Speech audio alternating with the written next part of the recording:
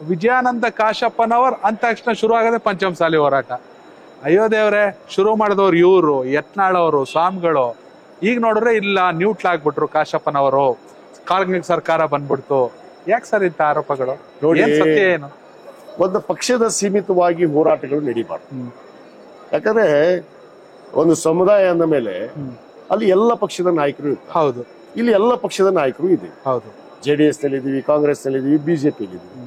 ಹಿಂದೆ ಒಂದು ಹೋರಾಟ ಪ್ರಾರಂಭ ಮಾಡುವಂತ ಸಂದರ್ಭದಲ್ಲಿ ಪೂಜ್ಯರ ಜೊತೆಗೆ ನಾನು ನಿಂತವ್. ಹೌದು, ಪ್ರಾರಂಭದ ಹಂತದಿಂದ ನಾನು ಎಲ್ಲದನ್ನು ಕೂಡ ಬಹಿರಂಗವಾಗಿ ಹೇಳಕ್ ಆಗೋದಿಲ್ಲ.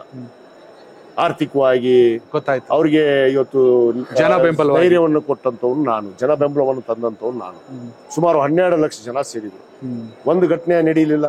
ಅಷ್ಟೊಂದು 39 ದಿವಸಗಳ ಕಾಲ ಪಾದಯಾತ್ರೆ ಮಾಡಿದ್ವಿ. ಅನೇಕ ರಸ್ತೆ ಮಧ್ಯೆ ನಮಗೆ ಉಗ್ರ ಹೋರಾಟಗಳು ನಡೆದ್ವು. ಹೌದು, ಮುಖ್ಯಮಂತ್ರಿಗಳ ಏನು ಅವರ ಅಸ್ಥಿಯನ್ನು ಸುಟ್ವಿ. ಹೌದು, ಒಂದು ಗಲಾಟೆ ಆಗಿಲ್ಲ. ಶಾಂತಿಯುತವಾಗಿ ಹೋರಾಟ ನಡೀತು.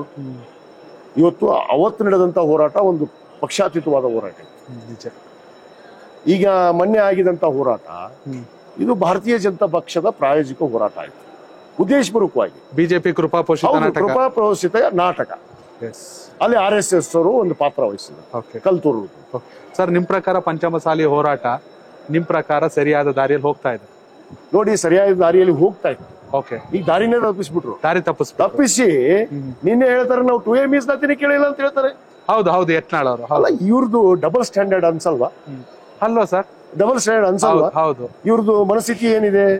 ಇವ್ರಿಗೇನು ಸ್ವಲ್ಪ ತಲೆಯಾದ್ರೂ ಸುದ್ದಿ ಇದೆಯಲ್ಲೋ ನನಗೆ ಡೌಟ್ ಇದೆ.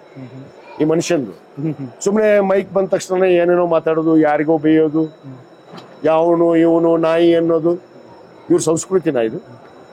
ಇವರು ದೊಡ್ಡವರು ಅಂತ ಹೇಳ್ತಾರೆ. ನಾನು ಅಷ್ಟು ಸಾರಿ ಶಾಸಕ ಆದೆ, ಸಂಸದ ಆದೆ. ಹೌದು, ಏನ್ ಪ್ರಯೋಜನ? ಕೇಂದ್ರ ಸಚಿವ ಆದೆ. ನಿಮ್ ಸಂಸ್ಕೃತಿ ಏನಿದೆ ಸ್ವಾಮಿ? ಇವತ್ತು ಹೇಳ್ತೀರಿ ನಾವು 2A ಮೀಸಲಾತಿ ಕೇಳೇ ಇಲ್ಲ. ಕಾಂಗ್ರೆಸ್ನವ್ರು ಕೇಳಿದ್ರು, ಅವ್ನು ಮಾಜಿ ಶಾಸಕ ಕೇಳಿದ, ಇವತ್ತು ಹಾಲಿ ಅದಾನ ಅಂತ ಹೇಳ್ತಾನೆ. ನನಗೆ ಒಂಟಕ್ಷರಲಿ ಆಕೆ ಲಕ್ಷ್ಮಿ ಕೇಳಿದ್ಲು ಅಂತ ಹೇಳ್ತಾನೆ. ಇವ್ರು ಸೌಜನ್ಯತೆನ ಇವ್ನು ಮಾತಾಡೋದು? ಇವ್ ಸಮುದಾಯದವ್ರ ಮೇಲೆ ಅಣ್ಣ ಬಸವಣ್ಣವ್ರ ಬಗ್ಗೆ ಮಾತಾಡ್ತಾನೆ, ಹೊಳೆ ಹಾರಿದ್ರು ಅಂತೇಳಿ. ಇವ್ರು ಧರ್ಮದ ಪಾಲನೆ ಇದೆಯಾ? ನಾವು ಹಿಂದೂಗಳಲ್ಲ, ಲಿಂಗಾಯತರು. ನಾವು ಲಿಂಗಾಯತರು. ನಮಗೆ ಲಿಂಗಾಯತ ಧರ್ಮವನ್ನು ಕೊಟ್ಟಾರ ಅಣ್ಣ ಬಸವಣ್ಣವ್ರು. ಅಣ್ಣ ಬಸವಣ್ಣವ್ರ ಬಗ್ಗೆ ಅಗೌರವವಾಗಿ ಹೇಳಿ ಅನ್ನೋ ರೀತಿಯಲ್ಲಿ ಮಾತಾಡ್ತಾರೆ. ಇವ್ರಿಗೆ ಯಾರ ಬಗ್ಗೆ ಗೌರವ ಇಲ್ಲ. ಇವತ್ತು ಈ ಡಬಲ್ ಸ್ಟ್ಯಾಂಡರ್ಡ್ ಅನ್ನ ನಾವು ಒಪ್ಕೊಳ್ಳೋದಿಲ್ಲ. ನಮ್ಮ ಹೋರಾಟ ಇದೆ, ಜೀವಂತನೇ ಇದೆ. ಸಂವಿಧಾನಾತ್ಮಕವಾದ ನ್ಯಾಯಬದ್ಧವಾದ ಹೋರಾಟ ಇದೆ. ಇವತ್ತು ಸರ್ವೋಚ್ಚ ನ್ಯಾಯಾಲಯದಲ್ಲಿ ತಡೆಯಾಜ್ಞೆ ಇದೆ. ಆ ತಡೆಯಾಜ್ಞೆ ತೆಗೆದ್ಬಿಟ್ಟು ನೀವು ಇದನ್ನ ಶಾಸಕರಾಗಿ ಅಲ್ಲ, ರಾಷ್ಟ್ರೀಯ ಅಧ್ಯಕ್ಷರಾಗಿ ಹೇಳ್ತಾ ಇದ್ದೀನಿ. ತಡೆಯಾಜ್ಞೆ ಇದೆ, ಅದ್ರ ಬಗ್ಗೆ ಚಿಂತನೆ ಮಾಡಬೇಕು. ಇವ್ರ ಮನಸ್ಸಲ್ಲೇ ಕ್ಲಿಯರ್ ಇಲ್ಲ. 2D ಬೇಕೋ 2A ಬೇಕು, ಇವ್ರು ಸ್ಪಷ್ಟತೆ ಪಡಿಸ್ಲಿ. ಈಗ ನೀನ್ ಹೇಳ್ತಾರೆ, ಸ್ವಾಮೀಜಿ ಒಂದ್ ಹೇಳ್ತಾರೆ, ಆಯ್ತು ಬಸವನಗೌಡರು ಹೇಳಿದ್ದು ಸರಿ ಇದೆ, ಅದನ್ನು ಕೊಟ್ಟಿಲ್ಲ ಅಂದ್ರೆ 2D ಆದ್ರೂ ಕೊಡಿ ಅಂತ. ಏನದು ಮಾತುಗಳು? ಮತ್ತೆ ಯಾಕೆ ಬ್ಯಾನರ್ ಅಲ್ಲಿ 2A ಅಂತ ಹಾಕೊಂಡು ಭಾಷಣ ಹೊಡಿತೀರಿ ಸ್ವಾಮಿ? ಇವರು ಭಾಷಣ ಹೊಡೆದಾರ, ಅವರು ಮಾಡಿದಾರ, ಇವರೆಲ್ಲ ಹೊಡೆದಾರ. ಸದನದಲ್ಲಿ ಮಾತಾಡಿದವ್ರು ಮೊನ್ನೆ. ನಾನು ಸದನದಲ್ಲಿ ಸರಿಯಾಗಿ ಉತ್ತರ ಕೊಟ್ಟು ಏನ್ ಉತ್ತರ ಕೊಡ್ಬೇಕಾಗಿತ್ತು ಸತ್ಯಾಸತ್ಯತೆ ಜನರ ಮುಂದೆ ಇಟ್ಟಿದ್ದೀನಿ. ಜನರ ಅರ್ಥ, ಸಮುದಾಯದ ಜನರ ಅರ್ಥ ಮಾಡ್ಕೋಬೇಕು. ಜನರನ್ನ ಹಾದಿ ತಪ್ಪಿಸುವಂತ ಕೆಲಸ. ಮೊನ್ನೆ ನೋಡಿದ್ರೆ ಮೀಸ್ 2A ಬೇಕು ಅಂತಾರೆ, ನಿನ್ನೆ ನೋಡಿದ್ರೆ 2A ಬೇಡ ಅಂತಾರೆ, ನಾಳೆ ಇನ್ನೇನ್ ಹೇಳ್ತಾರೋ ನನಗೆ ಗೊತ್ತಿಲ್ಲ.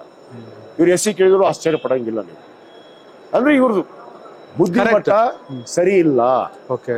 ಇವರು ಹೋರಾಟವನ್ನ ದಾರಿ ತಪ್ಪಿಸುವಂತ ಕೆಲಸ, ಹೋರಾಟವನ್ನ ಮಾರಾಟ ಮಾಡ್ತಾ ಇದ್ದಾರೆ ಅಷ್ಟೇ. ಮಾರಾಟಕ್ಕಿಟ್ಟಂತೆ ಆಗಿದೆ ನಮ್ಮ ಪರಿಸ್ಥಿತಿ ಇವತ್ತು. ಪಂಚಮಸಾಲಿ ಒಂದು ಒಗ್ಗಟ್ಟಿತ್ತು, ಒಂದು ಬಲ ಇತ್ತು, ಒಂದು ಭಯ ಇತ್ತು ಒಂದು ಸರ್ಕಾರಕ್ಕೆ. ಹಿಂದಿನ ಸರ್ಕಾರ ಅಂಜಬೇಕಂದ್ರೆ ಎದಕ್ಕೆ? ಹೌದು, ಯಾಕೆ ಅಂಜಿ 2D 2C ಕೊಟ್ರು ಅಂದ್ರೆ ನಮ್ಮ ಹೋರಾಟದ ಬಲ ಇತ್ತು, ನಮ್ಮ ನಿರ್ಧಾರಗಳಿತ್ತು. ಅವರ ನಿರ್ಧಾರಗಳು ಸರಿ ಇಲ್ಲ, ಹೋರಾಟ ಮಾರಾಟ ಮಾಡ್ತಿದ್ದಾರೆ. ನೀವು ರಾಷ್ಟ್ರೀಯ ಅಧ್ಯಕ್ಷರಾಗಿ ಯಾಕಂದ್ರೆ ಪದೇ ಪದೇ ಚರ್ಚೆ ಮಾಡೋದು ಅನಾವಶ್ಯಕ. ಏನ್ ಹೇಳಕ್ ಇಷ್ಟಪಡ್ತೀರಿ? ನಿಮ್ ನೋಡಿ, ನಾನು ನನ್ನ ಸಮುದಾಯದ ಜನಕ್ಕೆ ಒಬ್ಬ ರಾಷ್ಟ್ರೀಯ ಅಧ್ಯಕ್ಷನಾಗಿ, ನಾನು ಕಾಂಗ್ರೆಸ್ ಪಕ್ಷದ ಶಾಸಕ, ಪಕ್ಷಾತೀತ ಹೋರಾಟವನ್ನು ಮಾಡಿದ್ವಿ. ಇವ್ರು ಮಾಡದೇ ಇದ್ರು ನೋವಾದ್ರೂ ಕೂಡ ನಾನು ಆ ಎಲ್ಲವನ್ನು ಬಿಟ್ಟು ನನ್ನ ಸಮುದಾಯದ ಜನರಿಗೆ, ಇವತ್ತೇನು ಪಾಪ ಲಾಠಿ ಚಾರ್ಜ್ ನಲ್ಲಿ ಅನೇಕ ಜನ ನಮ್ಮ ಸಮುದಾಯದ ಬಂಧುಗಳು ಇವತ್ತು ಪೊಲೀಸರ ಲಾಠಿ ಚಾರ್ಜ್ಗೆ ಬಲಿಯಾದ್ರು. ಅವರಿಗೆ ಎಲ್ಲರಿಗೂ ನಾನು ವಿಷಾದವನ್ನು ವ್ಯಕ್ತಪಡಿಸ್ತೇನೆ. ನನಗೆ ನೋವಾಗಿದೆ, ನಮ್ಮ ಎಲ್ಲ ಸಮುದಾಯದವರಿಗೆ ಇವತ್ತು ಪೊಲೀಸರು ಲಾಠಿ ಚಾರ್ಜ್ ಮಾಡಿದ್ರು ಅನ್ನೋದು. ಆದರೆ ಸಮುದಾಯದ ಜನತೆಗೆ ಹೇಳ್ತೀನಿ, ಸತ್ಯವನ್ನ ನೆಂಬ್ರಿ.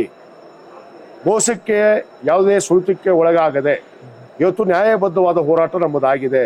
ನಾವು ಖಂಡಿತವಾಗಿ ಇದೇ ಸರ್ಕಾರದಲ್ಲಿ ಮಾನ್ಯ ಮುಖ್ಯಮಂತ್ರಿಗಳ ಮನವೊಲಿಸಿ ಹಿಂದುಳಿದ ವರ್ಗದ ಆಯೋಗದ ಪೂರ್ಣ ಪ್ರಮಾಣ ವರದಿಯನ್ನು ಪಡೆದು ಖಂಡಿತವಾಗಿ 2A ಆಗುತ್ತೋ ಇಲ್ಲೋ ಗೊತ್ತಿಲ್ಲ, ಆದರೆ 2A ಪ್ರಮಾಣದ ಇವತ್ತು ಮೀಸಲಾತಿಯನ್ನ ಲಿಂಗಾಯತ ಪಂಚಮಸಾಲಿ ಸಮುದಾಯಕ್ಕೆ ಮತ್ತು ಎಲ್ಲ ಲಿಂಗಾಯತ ಒಳಪಂಗಡಗಳಿಗೆ ಇವತ್ತು ನ್ಯಾಯವನ್ನು ಕೊಡುವಂತ ಕೆಲಸ ನಾನು ಖಂಡಿತವಾಗಿ ಮಾಡ್ತೀನಿ ಅನ್ನೋ ಭರವಸೆಯನ್ನು ಕೊಡ್ತೀನಿ.